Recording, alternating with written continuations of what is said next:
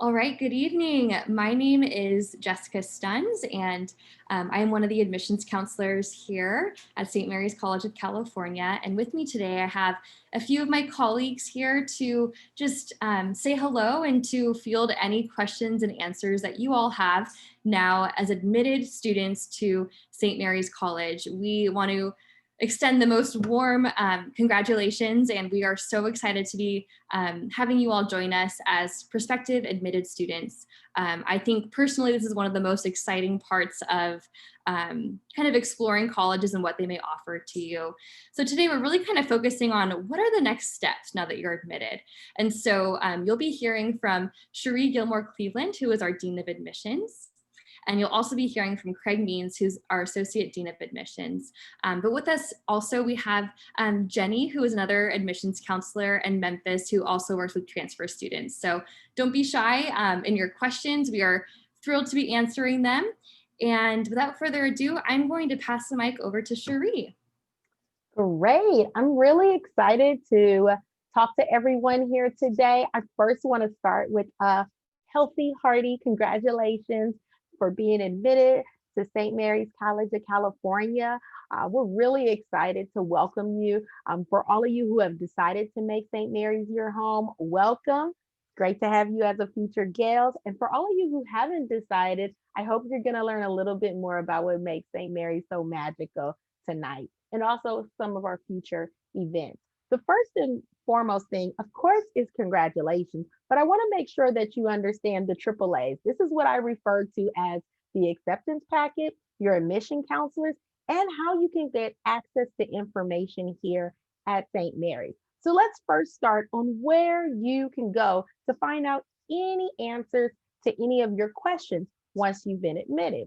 Once you always want to, after all of your excitement, after you jumped up and down, after you saw the confetti on your computer screen, it's great if you pick back up that acceptance package.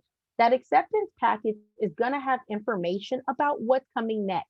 It's going to let you know how you can submit your enrollment deposit when you want to make St. Mary's your home. Also, it's going to give you some information about what's coming down the line for financial aid, and then also what to expect in the coming months. And so you want to make sure that you read through that acceptance packet. Another thing I want to give you a heads up about are some of the emails. You probably received a congratulatory email from us as well. And in there, you'll find out information about checklists on what are the next steps, things to look out for, and information you should be aware of. But we know, because we are a small, intimate size campus and we thrive on interaction with each other, even in COVID, it's important that you can connect to a live human being. And so because of that, it's important for you to get to know who your admission counselor is. You can go online to find out who your admission counselor is. You probably received an email to let you know who's your admission counselor, but get to know them. They're really your concierge to St. Mary's. They're your go-to. You know, a part of our job is being here to help you navigate the world of St. Mary's before you join our community. So email us, call us. We'll probably even send you a couple of text messages, but interact with us about any questions you have, because no question is too big, too small. There's no bad questions. There's no stupid questions, but please, that's what we're here to do, is to serve you and help you. So get to know your admission counselor. Another great thing is these access points, whether it's the admission, the applicant status page, or the admitted students website. Those are entry points online that you can utilize to find out information. In a couple of slides, we're going to talk a little bit about what type of information you can find on the admitted student webpage as well as the status page. But they are really your entry points to all things St. Mary's College. So first, let's start with that web page. You know, the great thing about the web page is that it's beneficial for students, but it's also beneficial for loved ones. It's a great access point, and a gang of information is there also for parents, for loved ones, for significant others, sisters, brothers, even high school counselors. Right on the admitted student webpage, you can really get an idea of what's the timeline and what to expect before you attend St. Mary's. You'll get great information there about housing. You'll get information there a little bit about what to expect next with orientation. You'll definitely be able to find all that information right on the admitted student web page. So you never have to feel lost. Also, you'll get updates about orientation. And here you'll get updates about our first year and our transfer orientation programs as well. Also in the chat, as well as on this slide, we have provided you with the link to the website as well. Are there any questions about any of that? Jess, are there any questions out there for that information? There aren't any in the chat, but we want to encourage students to feel free and submit questions as they come up, and we'll also have time for the questions at the end too. Great. I'm actually right now going to pass it on over to my colleague Craig, and he's going to talk a little bit more about the status page. Great. Thanks, Sherie. And once again, congratulations to everyone. And also wanted to note in this presentation that we recognize we've got first year students, we've got transfer students, we've got some of you who are admitted for spring and some of you who are admitted for fall. So we'll also try to recognize those different timelines for those groupings as well.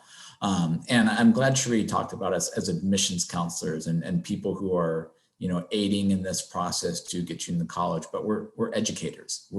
We want to be resources for you all the way through till the time that you enroll. So don't hesitate to continue to reach out. So one of the things about your admissions status page, you can see in the picture there that you have different tabs. So utilize all of those tabs to get your information. For example, in the very far right tab, event registration. Now that you're an admitted student, utilize that tab because you'll be able to see all the different types of events that we're going to be offering from now until the time that you enroll.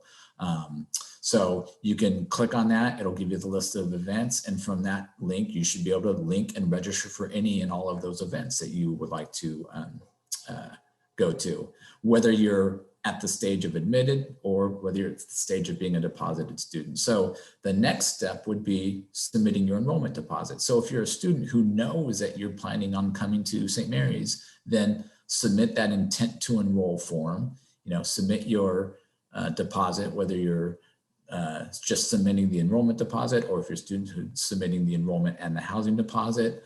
And then that actually takes you to a new type of checklist, for example. So throughout your admissions process, everyone was checking their checklist to make sure that their application was in, and their transcripts or recommendations or whatever the case may be. And once you send in that deposit, now your checklist will look a little bit different. There might be things about signing up for orientation, sending your final transcripts, be they high school transcripts or college transcripts, waiving the medical insurance and things like that. So this status page is going to be something you're going to utilize pretty much throughout your time until you enroll. And then you'll have another portal as a current St. Mary's student that will do other things for you with paying your tuition bill and all that stuff. So make sure you're constantly checking your status page. You can also find any of your financial aid information. If you've filled out a FAFSA, and you've been given a financial aid package, you should get updates on that. But do reach out to financial aid if you are not packaged or you have questions specific about your awards, whether it's a merit-based award, a loan, a work study, a grant, or anything like that. And also from the status page, you'll get orientation updates.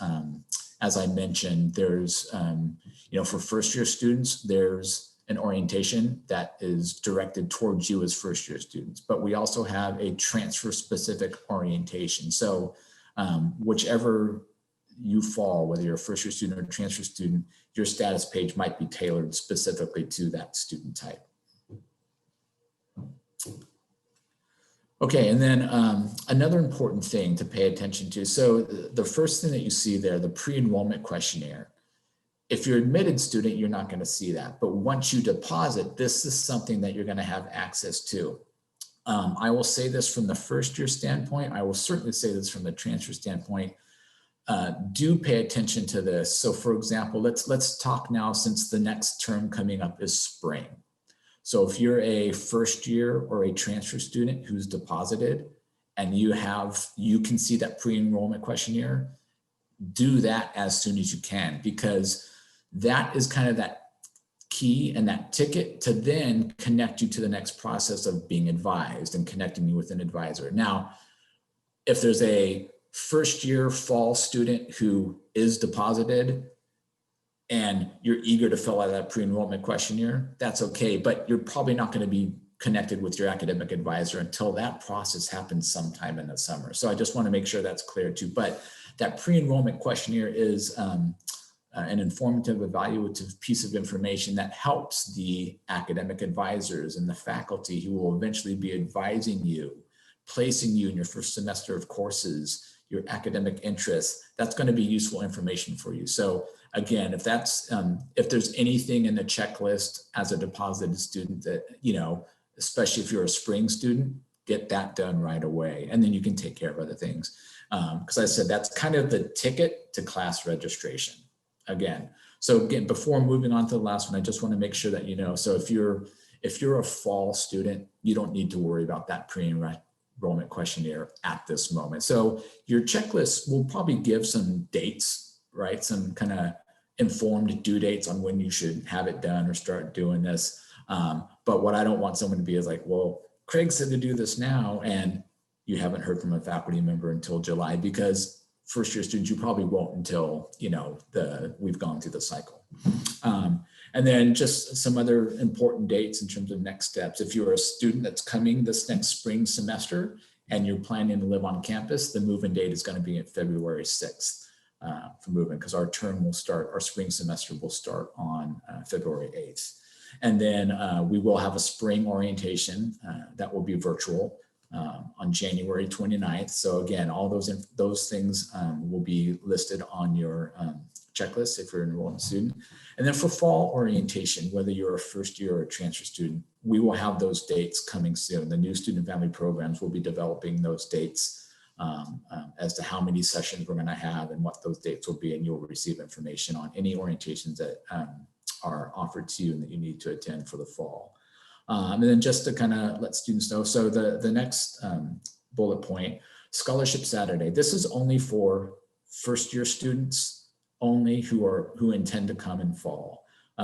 That's February 27th. So there's information that you'll receive on that.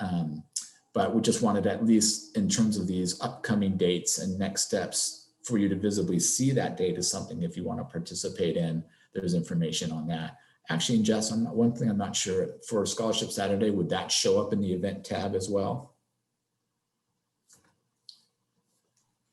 That's a great question. Sherie, do you know?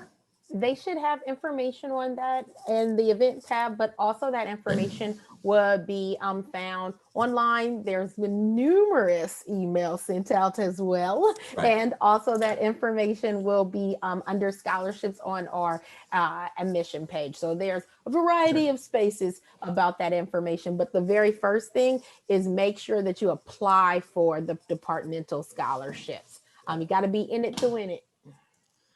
And so with all that information, we hope this was helpful and useful information for you, at least in what the next steps are in the admissions process. And I will turn this over to Jessica now to see if there's any questions and go through the rest of the program. Thanks, Craig. As the students and families are thinking of any questions that they may have, feel free and be thinking of those. We're going to have our two other colleagues that are with us today. We're going to have Jenny and Memphis introduce themselves. Jenny, would you mind going first? Not at all. Hi, everyone. Thank you guys all for joining, and congratulations again. I'm Jenny. I'm one of the freshman admission counselors, part of the team. And again, congratulations. Happy to be here. Good evening, everyone. My name is Memphis. I'm the Assistant Director of Transfer Recruitment here at St. Mary's, and definitely happy to be a part of what you all are looking at tonight, this session. And like Jenny, I would definitely like to congratulate you on your admittance, and definitely look forward to seeing you hopefully in the fall or in the spring.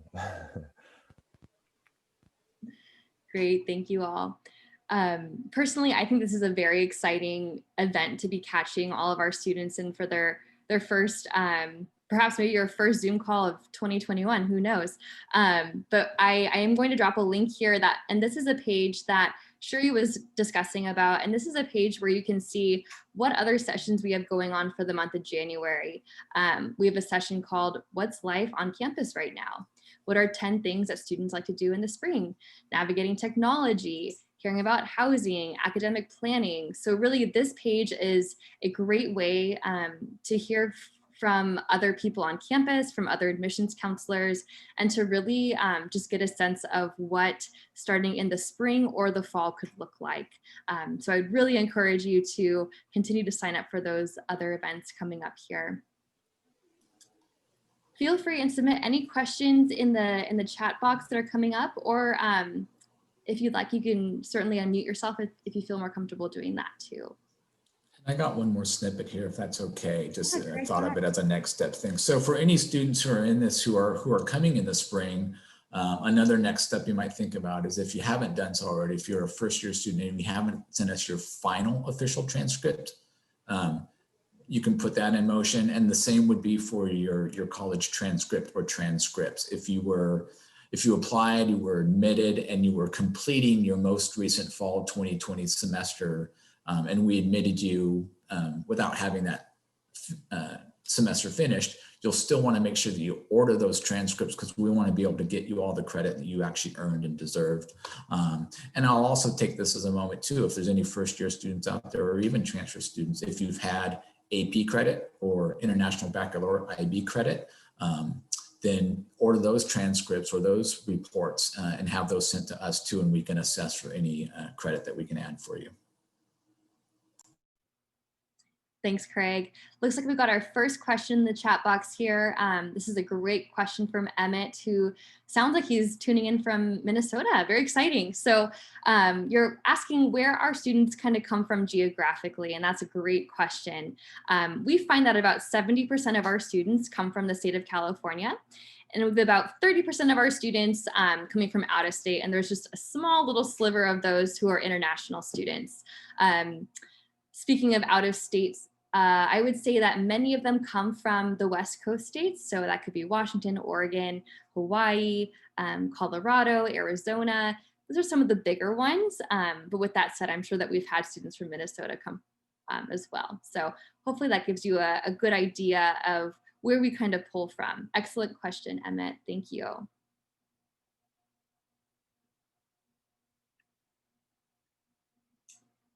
Are there any other questions? While we're waiting for a question, and one thing that we pride ourselves on is being efficient. So we want to make sure that we're mindful of Zoom fatigue. And so we don't want to keep you all longer. But I did want to just speak a little bit to the current situation of COVID and how things are progressing here at St. Mary's. One thing that I really wanted to highlight is our student body, as well as our staff and our leadership here at St. Mary's. We've done a great job with having students not just go to class remotely, but also to have some small amount of in-person classes. We have been able to safely house a limited number of students, so much so that we actually are providing additional housing opportunities for students in the spring. And so our student body have done such a great job in terms of mitigating the spread of COVID. We've had a very low number of students who have contracted COVID. I would say under 10 between August and December. That's just to give you an example of that. We do a fairly repeated testing here for our students. We also have isolation and quarantine facilities as well that are provided for them. We have indoor and outdoor classrooms. We also have the rec center when capacity is available, with really low capacity for students to be able to take advantage of those facilities as well, and outdoor activities. So I just wanted to reiterate to everyone that we are doing things safely here as a community, and it's not just from higher ups, it's really our students who are making this work. So I wanted to just acknowledge that in this time period as well. Thank you, Sherie, for plugging that. We have a student asking if there are ways to connect with other admitted students. I'm so happy that you're asking that. And I wonder if you're starting in the spring or the fall, but I do want to let you know that we are having events in the months of March and April that will be coming up here. And that's a great way for you to continue to meet other students. In years past, we've created a Facebook page, and we are thinking creatively about what kind of receptions we'll be doing and how we'll be doing that in a safe virtual way. So just keep your ear out and be checking that email, because that's where you'll be hearing that from. Another question is about kind of what students do on the weekends. And I think personally, the location of St. Mary's in Moraga is very unique and very different.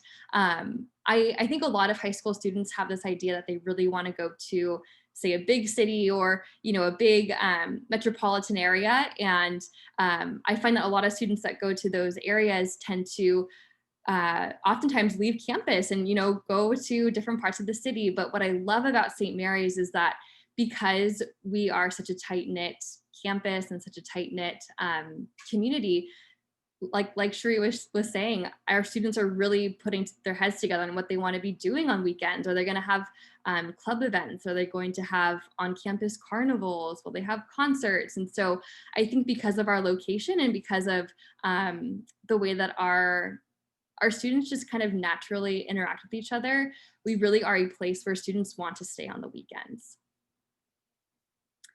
The next question is about drive-through campus tours. I'm so happy that you've heard about that, Sophia. We are still offering those, and let me grab that link for ways to visit. That is a great opportunity to stay in your car, but to be able to see where we are located, what our buildings look like, how our campus is kind of connected. And we also are releasing in-person campus tour dates on a month-by-month basis. So as of today, we've released our February dates. And the reason that we're releasing it month to month is just because, as everyone's aware, things are constantly changing. And so we just want to make sure that we're doing things in a way that is safe for everybody. So I will be linking that after we kind of get through all of these questions here. Let's see what else. Okay, I have a question for our transfer counselors here. So this student is wondering, is there a way to gain an understanding of what a junior college class or how it will transfer to St. Mary's before I enroll, just as a way to help me in my decision-making process? Craig or Memphis, would you like to take that one? Yeah, absolutely. So depending on what school and institution that you're at or community college you're at, we have, so one way is we have articulation agreements with about 32 different community colleges, where you can go to our site, click on an articulation agreement, and it will pretty much let you know not only what will transfer, but how those are filling into your core requirements or just general education requirements. But just in a general nutshell, from any California community college, as long as it's UC transferable, it's going to be a transferable course to St. Mary's, whether that's an elective course or something that it fulfills. So that's kind of the caveat for California community colleges. And then with out-of-state community colleges, obviously we don't use that UC vernacular because that's California specific, but we use that same type of guideline and guidepost in terms of the transferability of courses. So a safe way to look at it from the community college standpoint is, your standard core GE requirements will mostly transfer, but then sometimes vocational or certain certificate courses may not be transferable. So it just depends. But myself in Memphis, at any point, don't hesitate to contact us or connect with us, because we've got a lot of different resource and guideposts to let you know. And even if it's just emailing us individually saying, hey, I'm thinking of registering for these spring courses, will they transfer? we can let you know what that is. Thanks, Craig. Our next question here is, how is your Learning Center program? So I'm not sure I know what the Learning Center program is. I'd be curious if the student wouldn't mind unmuting themselves to clarify, or chatting in the chat box. For now, we can move on to the next one, and we can circle back to that one. The next question is, in order to fill out the pre-enrollment questionnaire, do I have to wait for my Get Ready packet to come in the mail first, or do I have to wait until after a virtual tour? To my knowledge, that will be available on your status page. Is that right, Craig? It is. So it's tied to your deposit. So you won't have a pre-enrollment questionnaire unless you've made your commitment and intent to enroll and deposit, and then shortly thereafter. So for example, the Get Ready packet, if you're asking it from the standpoint of, do I have to, I make my deposit, do I have to physically wait till that comes in the mail or something like that to get, the answer is no, because as Jessica mentioned, that pre-enrollment questionnaire is accessible from your status page. Thank you, Craig. Our next question is about Scholarship Saturday, and this is an event that will look a little bit different this year, but in years past, this has really just been a chance to just celebrate your academic achievements in high school, at community college, and we just want to recognize you for the hard work that you've put into to be ready and equipped to come to a school like St. Mary's. So it really has just this celebratory undertone during the event. This is also the same day where we used to kind of hold those departmental scholarship interviews. And so these departmental scholarships are those that are available to incoming first year students for fall of 2021. If you don't know what we're talking about, I'll be sure to drop a link directly to our departmental scholarship page, because it's very important to know that these are due actually in just a few days. It's due on January 15th. And these are scholarships that I think are oftentimes a missed opportunity by a lot of students, because they're so focused on submitting the common application that they don't really think about scholarships. And so I would really urge you to look into that link once I put it into the chat. These are all great questions, everyone. Thank you so much. So thank you, Giovanni. So yes, as far as resources go, there are resources galore at St. Mary's. Being a small liberal arts school, we really stand by the idea that support should start from day one.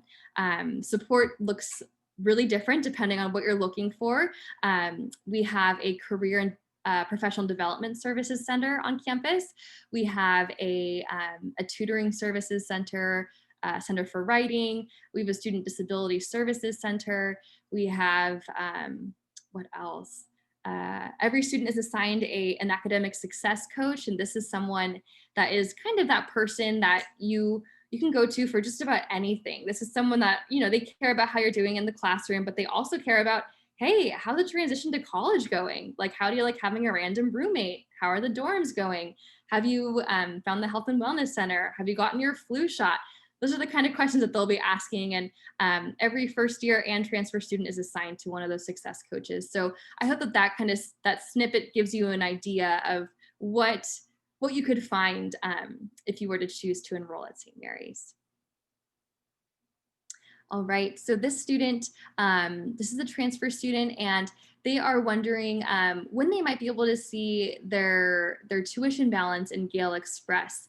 What will happen if that is not seen by January 15th? And I would guess that might be, or Craig, go ahead. I saw you unmute yourself. Yeah, so if you have already deposited, you've got a financial aid package and you're looking for your bill,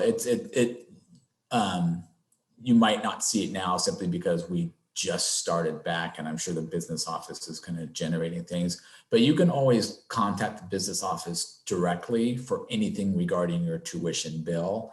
But as Jess said, if there's a deadline of January or a timeline, I would think by mid-January you should be able to access that, and I know that we say the tuition bill may be due on January 15th, but if you have issues with that too, be forthright and contact the business office, because that communication is key, and they'll work with you on that.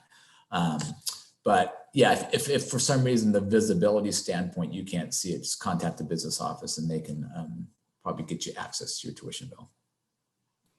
I also just wanted to add that on the status page, there's a link that has contacts for offices across campus. And I believe the business office phone number is on that tab as well.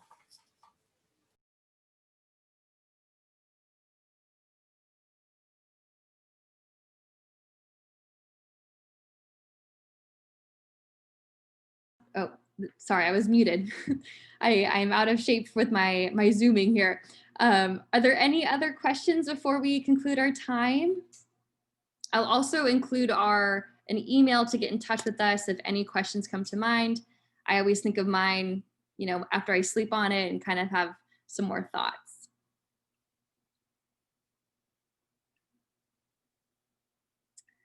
Great. Well, we are so grateful that you took time this evening in the new year to just hear a little bit more about our school. And we really hope that you ask more questions, that you get in touch with your admissions counselor, and that you really just, make sure that St. Mary's is the right fit for you. And again, we thank you so much for bearing with us in our technical difficulties. And we are just so appreciative that you were able to join.